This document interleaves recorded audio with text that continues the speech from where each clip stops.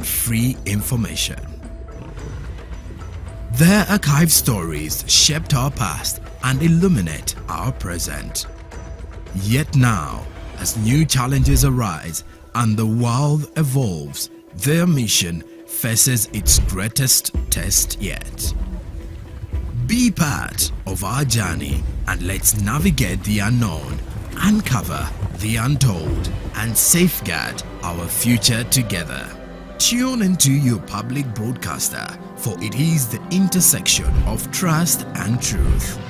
Because to UBC, your story, every story, and every voice matters. UBC, inspiring Uganda.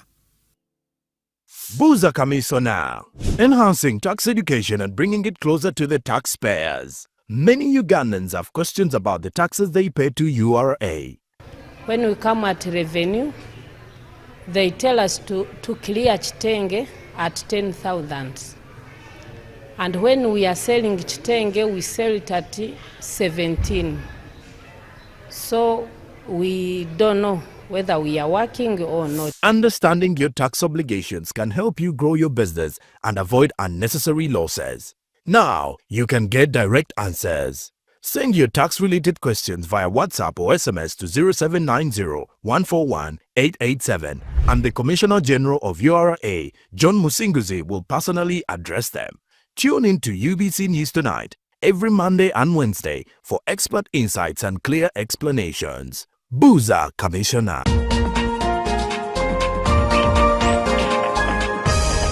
We're going to be talking about farming, but it's not me that's going to do that. My name is Hava K. Luanga. My name is Larry Charles K. Let's go! Mixed farm is a type of farming that involves growing crops and raising livestock. This is the spice garden and for the vegetables. My first favorite spice has to be black pepper.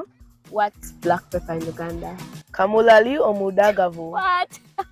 We're going to talk about the sechunga. We're going to see how big it is, as big as Larry's head.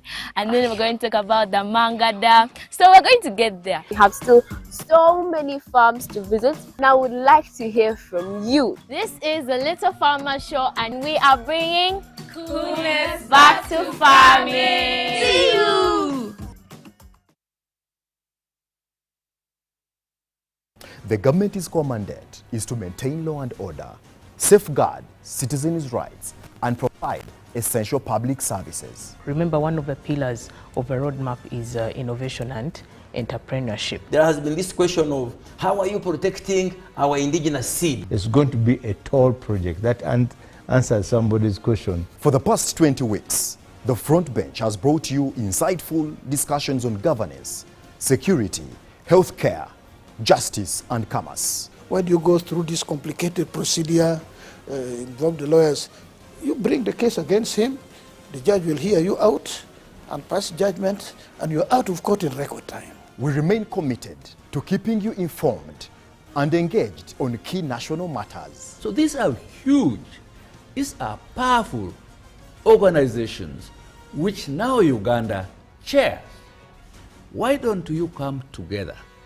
If we haven't migrated to the e-card because of various reasons, including that not all the people of Uganda have smartphones. You can sit in your house, apply for a passport. If you have a Ugandan who has a successful logistics firm in the US, it means he can come to Uganda and do a lot more. Now airing every Monday at 8:30 p.m. with me, Jethro Kasaiji, your interface with the government only on your public broadcaster, UBC, inspiring Uganda.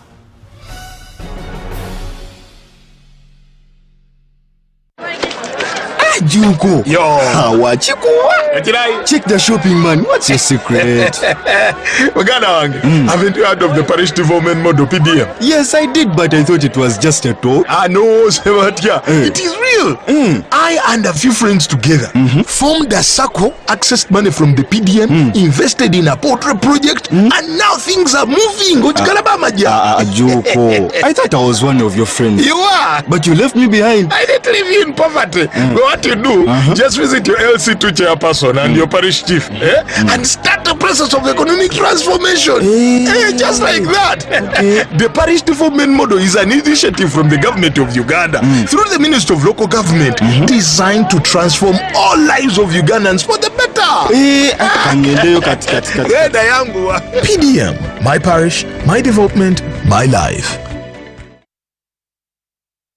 A new dawn on Behind the Headlines with me, Timothy Nyangweso. Every Wednesday, live in our studios in the heart of Kampala, we have conversations that have analysis, explanation, but not every truth is fact, and not every fact is truth. Every Wednesday, 10 p.m. on your public broadcaster.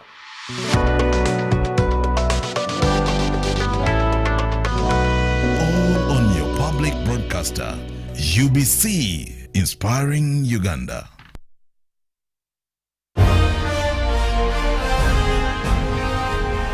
Live from UBC Studios in Kampala, this is Good Morning Uganda Extra.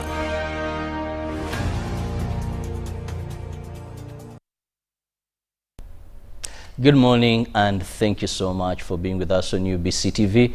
Welcome to Good Morning Uganda Extra, an extension of Good Morning Uganda. I'm Robert Chirabo Nyonyintono, and every morning that I have an opportunity to speak to you, I'm really delighted and full of joy, because I know that there are so many people out there that sometimes could be feeling oppressed, that sometimes could be having a number of challenges, and every time I'm speaking for the voiceless, or I give a voiceless a platform to speak, I really enjoy doing that. Now this morning I have two gentlemen with me who represent a very big community behind them, and they are known as the cattle investors. Have you ever heard of the term cattle investors? Well, most of the times we talk about investors, foreign, domestic, investors in oil, investors in pharmaceuticals, investors in various aspects. Now, these are people that invest and make money through cattle. Like I earlier told you, I love speaking. I enjoy seeing people who maybe are voiceless, or have tried to seek a voice and have failed, or they have not yet gotten a breakthrough, giving them a hand. Because at the end of the day, that is why we have media platforms in one way or the other to help such. Now this morning, the two gentlemen I have represent a group of Ugandans who invest in cows, in cattle here in Uganda, but also invest in cows outside Uganda. And they were once in the Democratic Republic of Congo. They have a story to tell, and all they want is to be heard and listened to. Now, join me welcome Mugabo Ivan, who is the chairman of Uganda DRC Cattle Investors. You're most welcome. Yeah. And just next to me, I have Tumusime Emmanuel, who is the secretary of the Uganda DRC Cattle Investors. Thank you, Chirabo. Now, to begin with, let me start with the chairman. Yeah. Help me understand first and foremost, when you talk about cattle investors to the public, I know you're the people, much as I could have talked about it. Who are these investors? Thank you, moderator, for giving me this chance of talking to the countrymen of Uganda. Investing in cattle investor, it is a group of cattle keepers who opened a business in DRC to even teach them the modernized cattle keeping in DRC, given a chance by government officials from DRC, after paying them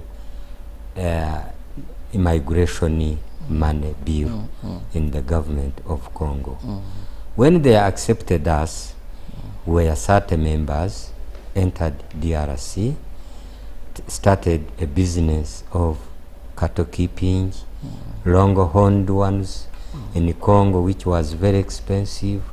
The pasture was actually good and enjoyable for us to benefit from our cows.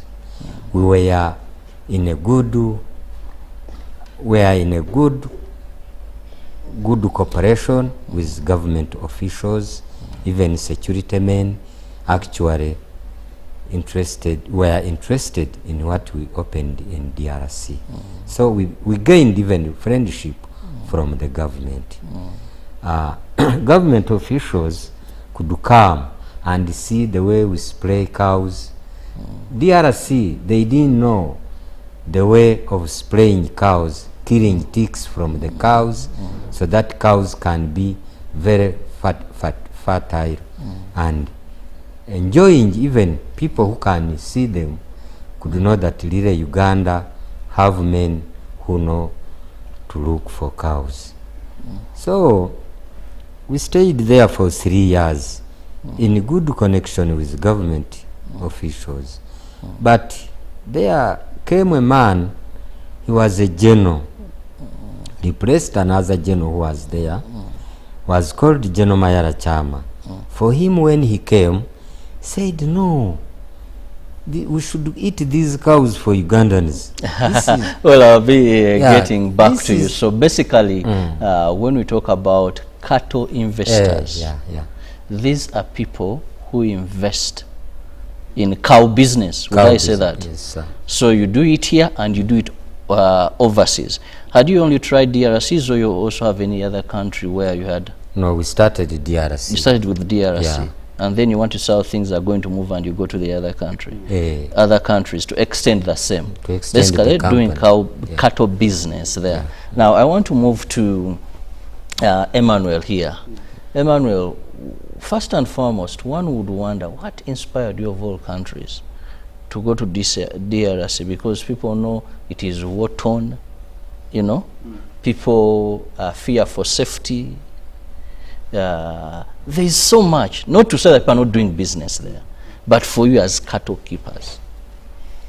Thank you, moderator, Mr. Shirabo. We are happy to be at UBC, the mighty voice. What inspired us? One, they are about to see the factors.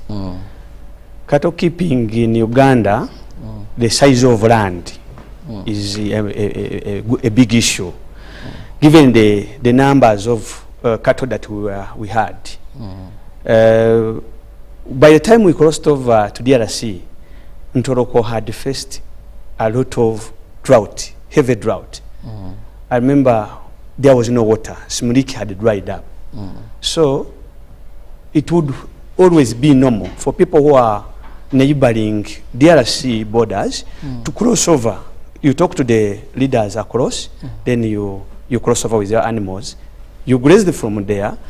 When the pastures return back in our country, we would return with our cattle. So there was that friendship. It has always been there. Hey. Up to now it is there. Are you serious? Because the people who are in Ntoroko are the same people who are in the borderlines of DRC within Mboga, Mitego, within Mboga community. They are the same sincerely. They are Bahema, and this side we have Bahima and the Batoro tribes, particularly Batuku, who collaborate very well with. So even speak the same language. So much, very well. It was the white man who split us. Who split us, basically. But there was that coexistence. Up to now, it exists, sir. Okay. Yes. Please continue. I'm enjoying. So we went with our animals, and they had multiplied to 12,000. Oh. 12,000. We were 30 families. So those two sub-counties where we were, most of the people who are there, basically, they are generally Ugandans.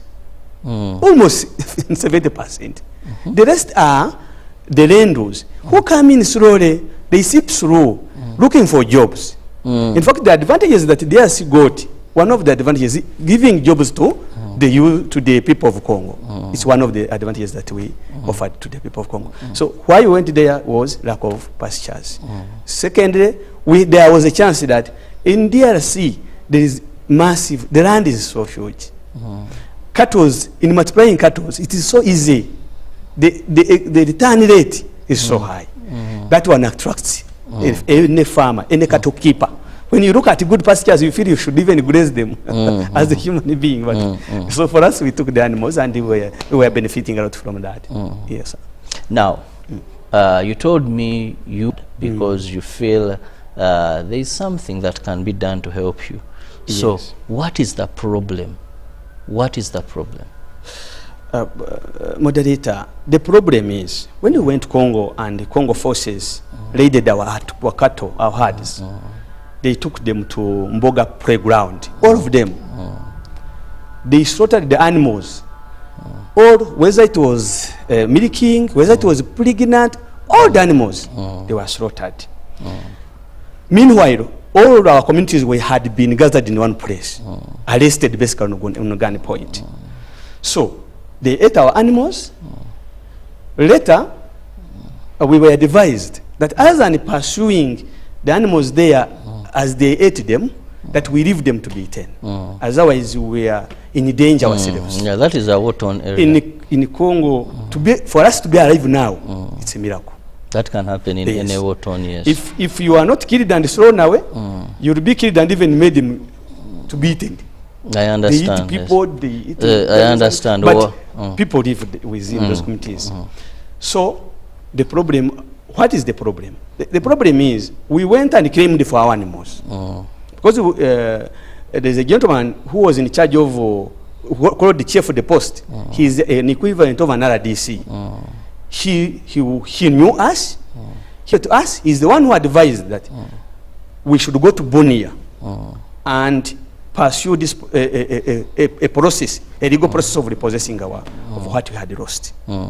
So all the animals were cut, loaded on planes, distributed to army bases in Kisangani. Those we cannot verify, but at least we can say that is what we are told. But what we can confirm, what we can confirm is yes, there were animals that had issues that were taken away from you people. So your issue is now wanting your voices to come out for compensation. Exactly. Now, this is where I want to bring in the chairman to tell us now when you began the process of compensation, how far, because these are fellow Ugandans, to be honest, who went, and of course fate befell them. We've had a number of issues similar to this. Of course, these were not cattle investors. If you remember very well, we had our traders in South Sudan. Yes. They went to South Sudan, did business, and they had challenges. And of course, they sought to be heard, and to a certain extent, they achieved. Yes. Of course, if they have not yet achieved, it is work in progress that they will get something. But regularly, we see efforts between the two governments coming up. Now, our brothers here feel that also if they get voices where they can be heard, it is a reason why they're here, and they're saying we need also to be heard. Never know.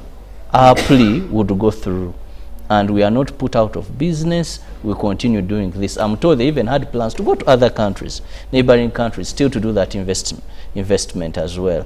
Now, how far have you gone? Thank you, moderator. We have moved to several offices. We have gone up to Foreign Affairs. Foreign Affairs handed this case, gave us their lawyers, capital partners. So we followed this issue. They introduced us before the Embassy of Congo. Ambassador confirmed us that they must compensate us because there is an agreement which was made between two countries. If a Ugandan is robbed from Congo, should be compensated. If a Congolese here in Uganda is confiscated, Uganda will compensate. That agreement was made and it is available. We must respect this agreement between two countries. That was the voice from ambassador. Told us, look, find an auditor partners called Patrick Yahangane and Madame Elizabeth Kutes, who took us to the embassy. They were together with us, I assure that what I'm talking, even they are with me, where they are. But when we finished meeting the ambassador, it was 2008 till today. They started ignoring us. We don't know what happened.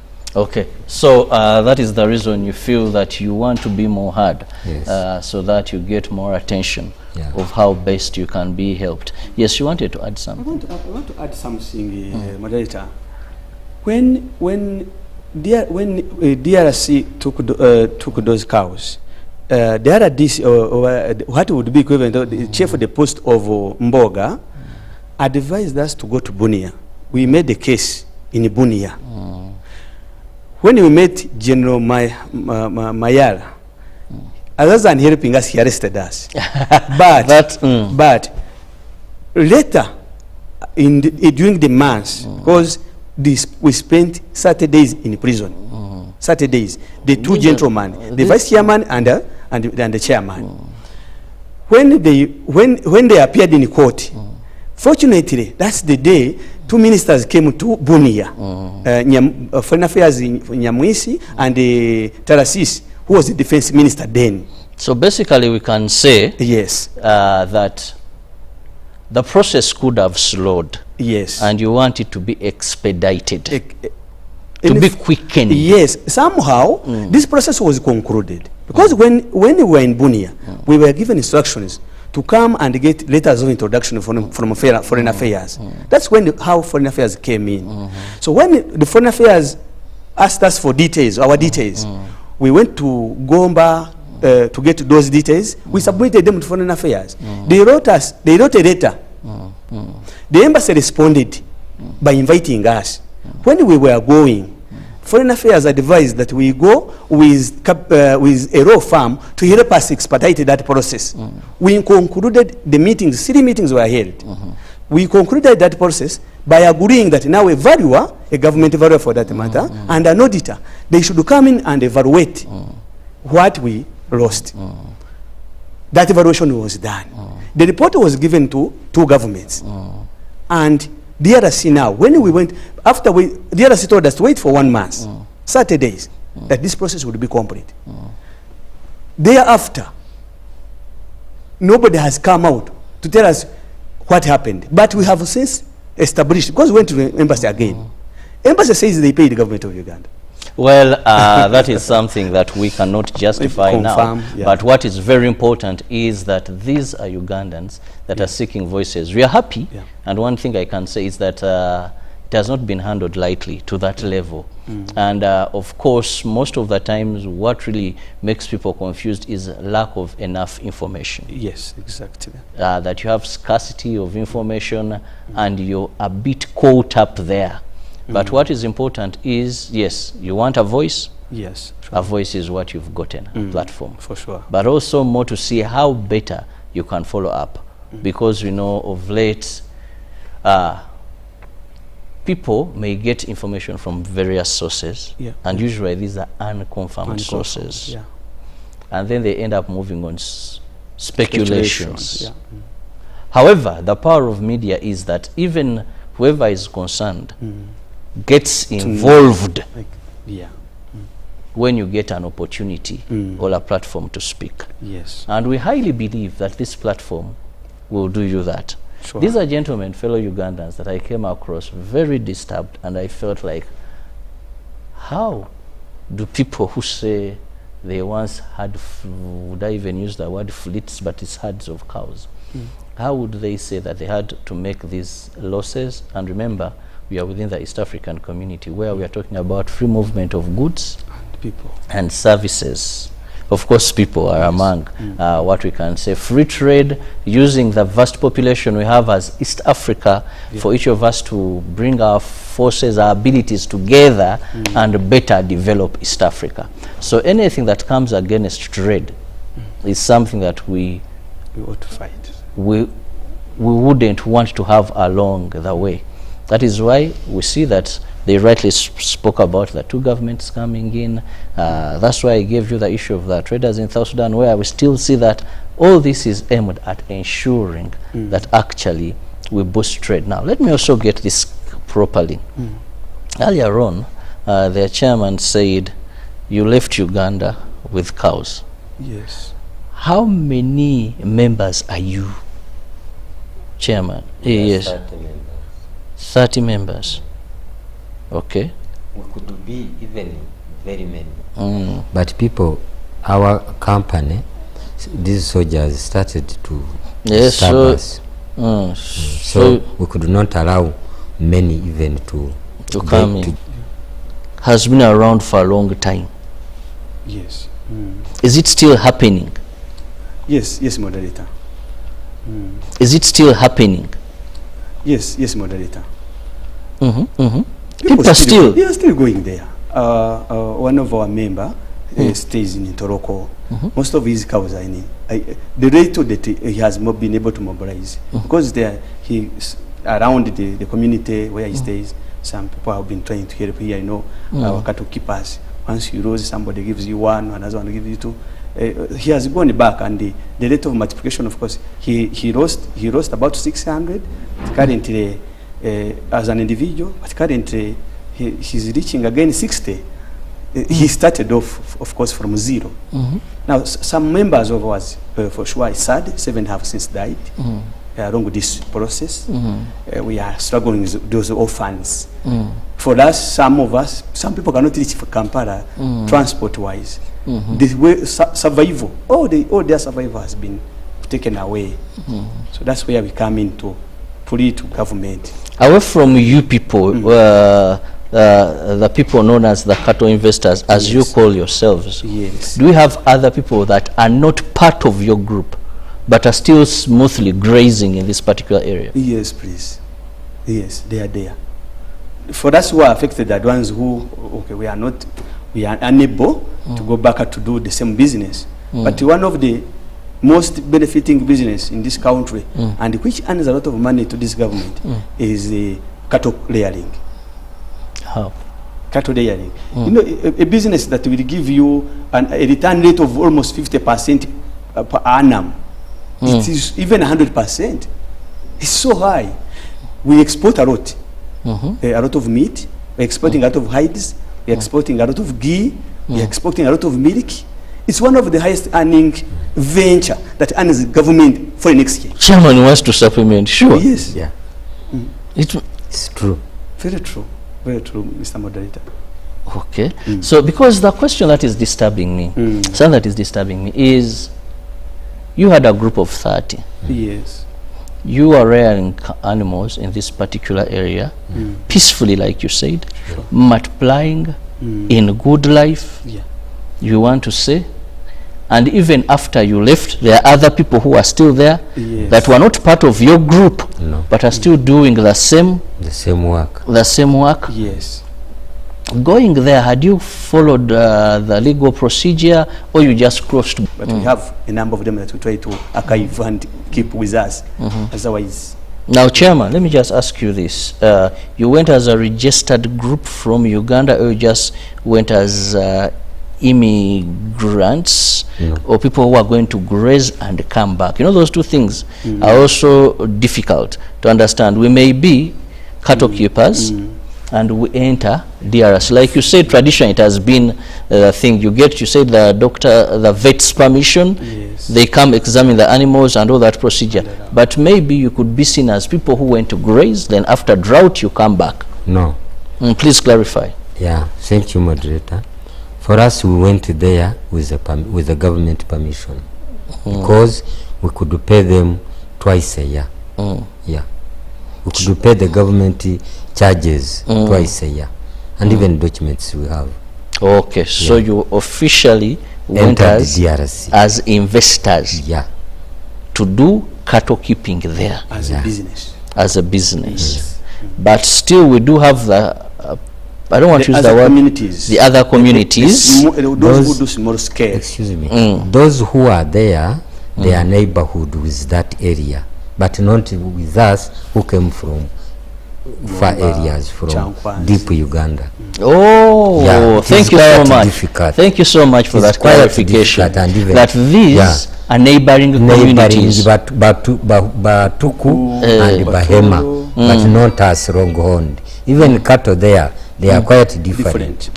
They are not similar. I'm learning new things now. Yeah. Yes. They are not similar animals. So you went with a different breed? Different breed type of the cattle. Ours was different from the cattle of the area. Yeah. So even a person from Kinshasa could come and see a difference between those cattle. That's why they separated our cattle and ate them. Said, no, these people are from very far. Let us slaughter their animals. The authorities are very far. Coming from Kinshasa, we must have finished these animals. I understand. This usually happen more so in a country, of course, where there is a little bit of insecurity.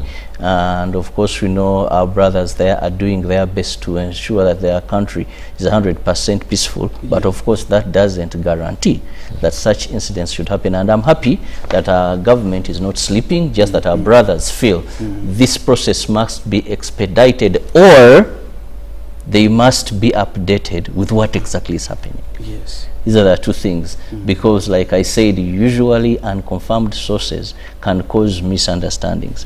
But they are saying we've tried what we can try within our ability, and we feel maybe if we can have an extension to the media to raise our concerns better. Allow me to go for a very short break. I'll be returning shortly.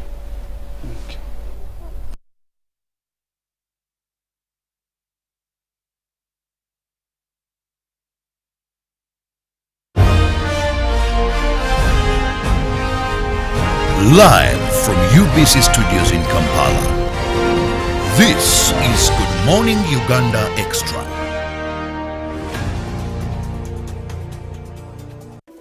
In a nation hungry for truth, a world where every story matters, there exists a beacon of trust and reliability. For decades, they've been our voice and our window to the world, holding the mirror of our history. With 4 TV stations and 11 radio channels spanning 27 languages, they stand as guardians of information, defenders of truth. With Mascari Heritage Advantage, they uphold every citizen's right to reliable and free information. Their archived stories shaped our past and illuminate our present. Yet now, as new challenges arise and the world evolves, their mission faces its greatest test yet. Be part of our journey and let's navigate the unknown, uncover the untold, and safeguard our future together. Tune into your public broadcaster, for it is the intersection of trust and truth. Because to UBC, your story, every story, and every voice matters. UBC, inspiring Uganda. Buza Kamiso now, enhancing tax education and bringing it closer to the taxpayers. Many Ugandans have questions about the taxes they pay to URA. When we come at revenue, they tell us to clear Chitenge at 10,000. And when we are selling Chitenge, we sell it at 17. So we don't know whether we are working or not. Understanding your tax obligations can help you grow your business and avoid unnecessary losses. Now, you can get direct answers. Send your tax-related questions via WhatsApp or SMS to 0790-141-887, and the Commissioner General of URA, John Musinguzi, will personally address them. Tune in to UBC News Tonight every Monday and Wednesday for expert insights and clear explanations. Buza Commissioner.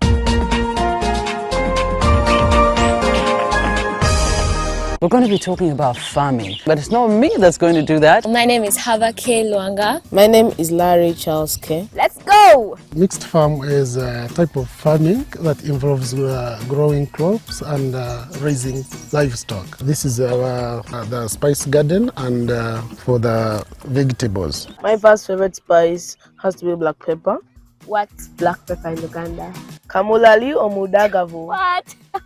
We're going to talk about the sechunga. We're going to see how big it is, as big as Larry's head. And then we're going to talk about the mangada. So we're going to get there. We have still so many farms to visit. And I would like to hear from you. This is the Little Farmer Show, and we are bringing coolness back to farming. See you!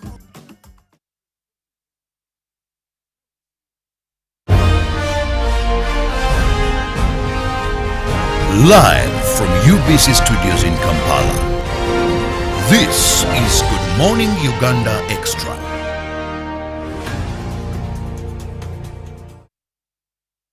Welcome back from that break, and thank you so much for being with us on Good Morning Uganda Extra. I'm Robert Chirabo Nyonyitono. Much thanks for keeping it with us. And like I said earlier this morning, yes, we are being a voice for people who believe that they want to air out their voice more so to be heard, and also ensure that they get the right information concerning their issue. Well, they say they have approached a number of places and still haven't got satisfactory explanation. So they have two issues. One, they feel yes, they deserve to be compensated because they made losses as cattle investors. And two, they believe that maybe they could have been compensated but have not been able to receive the compensation. So I have two people in studios, Mogabo Ivan, who is the chairperson of the Uganda DRC cattle investors, and also Tumusime Emmanuel, secretary for the Uganda DRC cattle investors. They say they left, went to that country, made investment, and everything seemed to be going on very well. But of course, the good turned into the worse when their animals were taken away from them, slaughtered, and later they began the journey for compensation, which for years, according to them, much as the process was very promising, and they were very optimistic that they would get what they did, eventually they believe that after concluding everything, nothing came through. Now, I'll begin with Emmanuel. Yes. Emmanuel, you said you're a group of 30 people. Yes. And what is the number of the cows that you believe you had by then? We lost 12,000 heads of cattle. But when we came back and got the necessary paperwork done, the embassy, we negotiated and reached a certain position. Because they were supposed to compensate 50,000 heads of cattle after 3 years. All that process was done. Paperwork put on the table. Our appeal is, when we go there, they tell us they have compensated. When we come to government, they are quiet. We want a process. We want to have now that information. What happened along the way? Congo government says this. Uganda government is quiet. Yet we are suffering. As like I've told, we have lost 70 members, but they died because of poverty. They died because they didn't have anything together for them. Now we have orphans. Then we have now 23 members who are alive with those orphans. And the good thing we are with them. We promised ourselves we shall not abandon any. So we need the UBC to give us this voice. Is important. We appeal to government. We have written it to Foreign Affairs. They haven't written back, but they responded through a newspaper saying that most of the staff there are new. Much as they are new in that ministry, there are files there that concern us. We have a letter that was written on 13th February 2008, which was written by Foreign Affairs. So there is that file, and it is referenced. We have letters that accompany that data going to embassy that lawyers of capital partners and advocates wrote. There are 3. We went with them. We concluded the process. Now we want the government to conclude the process by compensating these people. Because we have suffered enough. 20 years down the road. Those people who, for us, we are employers. Now we are the ones who are hawkers. We move around looking for those people to lay for, to look after, to look after their cattle. We became the bapakas, in other words. Yet you were the investors. Yet we were the investors. Very sorry. So you can imagine it is laughable, but very sorry indeed. Now, Chairman, currently this group, are you also in cattle now here in Uganda, back home? I don't have even one. I don't have even one. I'm suffering. Ooh. Because I could have at least 10 or 15. But I've used much money following this case. These incidents have taken a lot of my time and even my resources. People tried to assist me, but everything is just being supplied like that. I don't have anything. It is very breaking, of course. Knowing that we are all him alone. You can imagine. There are those ones who are beyond what he is saying. There are those ones who are suffering beyond what you see here. Because they can afford to get 5,000, 20,000 to reach Kampala. But imagine the others who are there who cannot manage to reach here. But also,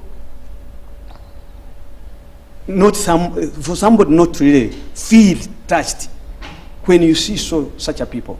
There's another thing is, we need the protection of these pastors. They give us a lot. They try their best. By the way, a pastorist is not a beggar. Wherever he is, he does not beg because he has resources. A cow is direct money. If I want 1 million today and I have a cow, I will get it. Why do that one who grows crops? He will take 6 months to get 1 million. Now that's the difference between a cattle keeper or even a goat rearer and a farmer, a crop farmer, a cultivator. A cultivator. And a cattle keeper is a rich person. He will need 1 million today, he will get it. That's the difference, sir. And it will come timely to solve his problem. Therefore, we need to protect these people. In fact, what do you call protection? What protection are you seeking for as use the term pastoralist? Throw more light, please. Mr. Moderator, if we had enough space in Uganda, we wouldn't have gone to Congo. I can remember there are areas which were turned into parks that had these pastors. But the pastors were squeezed out of their lands. An example, it is these Kanakasongwara people. They suffer a lot. Another group is the people who were moved from Lake Mburo. You know, that part the president had tried to solve it. But there are many people who didn't manage to get to influence the processes to get such a place where they can rear animals. There are other areas where they have converted the lands into game parks, game reserves. But there are areas where we can say let the animals coexist with cattle, because these are things that can coexist. Yes. And the lions don't come and attack them. When it comes to lions, there are areas which are gazetted for lions. Like Mburo, you have animals which are not totally lions, like buffaloes. A buffalo can be a good breeding animal with a cow. Now I'm taking into the science of animal breeding. But a buffalo is a good breeder for cattle. Remember, Boranis are hybrids of a buffalo and a local cow. You produce the one of the best animal you can ever have in terms of meat production, of course.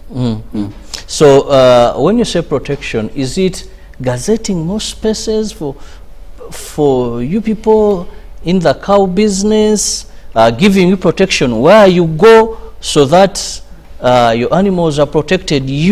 What kind of protection are we talking about here? Mr. Moderator, there are two ways. Creating some more space for cattle herders. One of the most growing country in Africa that is developing very fast is Botswana. And it is growing very fast because it has made cattle business a business. And supports farmers. They don't chase them by beating them and killing the animals. Then, of course, government of recent has been trying to invest in vaccines. It's one of the things that hurts cattle farmers, vaccines and vaccinations. Ticks affect them a lot. Of course, in Congo, once you have the sprayers and what, they see things new. They are totally new. Those things are new. Those people live like animals in a way, except those who are in trading centers. Of course, we can excuse them because for a long period they have been in war. What they benefit? And we also have even some tribes in Uganda. If you've moved, I was in northern Uganda. I met, I think, were they the Iki people? Met some and I was like, are you really Ugandans? This lifestyle. But when you visit the Batwa, I don't know if you've met the Batwa. Western Uganda. And you go deep, live around these ones you find in Chisoro. But deep there, still you make some wandering. Some parts of Karamoja, still you make that wandering. So there are usually those exceptional groups somewhere, somehow. But I see time seems to be quick flying. But I'm very happy at least that yes, you've gotten the platform. You said you feel you need a voice. And I'm also happy that, of course, there is work in progress. The only challenge you're talking about is it needs to be expedited, just in case it wasn't conclusively concluded, and also right information that you feel, yes, there's a gap. There are voices that maybe they could. And for us here, we don't go with the could. We go with authentic, verified information. So now we may not have any approval that yes, the compensation happened, unless it is official, and that is the communication you're demanding or you're asking to know. Mr. Moderator, there's one thing that one time we went to have a meeting with the president, and the president met our chairman on it was on 18th April, 2018. We were many, but they all allowed the chairman. But the president, when he explained to him this, he promised to okutushumbusha. That's what they used. He instructed his PPS to take note of our contacts.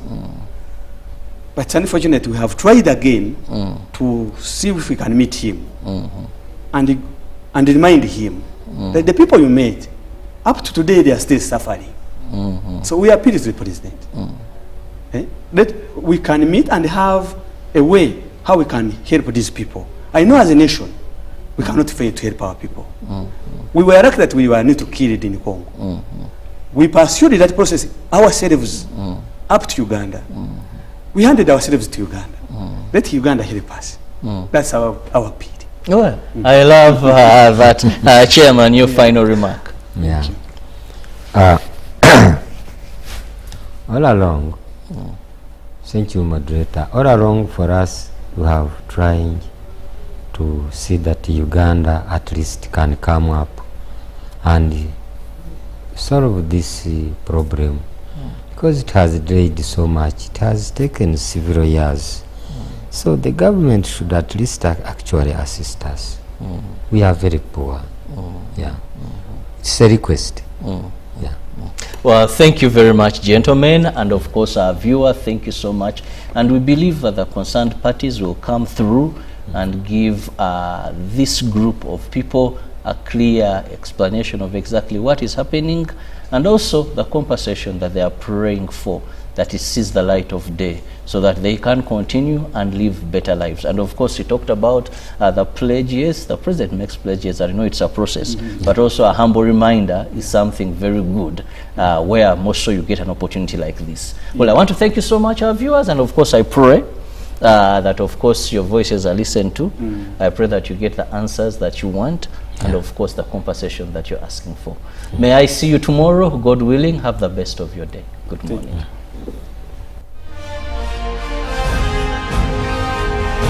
Live from UBC Studios in Kampala, this is Good Morning Uganda Extra. The government's core mandate is to maintain law and order, safeguard citizens' rights, and provide essential public services. Remember, one of the pillars of a roadmap is innovation and entrepreneurship. There has been this question of how are you protecting our indigenous seed? It's going to be a tall project that answers somebody's question. For the past 20 weeks, The Front Bench has brought you insightful discussions on governance, security, healthcare, justice, and commerce. When you go through this complicated procedure, involve the lawyers, you bring the case against him, the judge will hear you out and pass judgment, and you're out of court in record time. We remain committed to keeping you informed and engaged on key national matters. So these are huge, these are powerful organizations which now Uganda chairs. Why don't you come together? If we haven't migrated to the e-card because of various reasons, including that not all the people of Uganda have smartphones. You can sit in your house, apply for a passport. If you have a Ugandan who has a successful logistics firm in the US, it means he can come to Uganda and do a lot more. Now airing every Monday at 8:30 p.m. with me, Jethro Kasaiji, your interface with the government only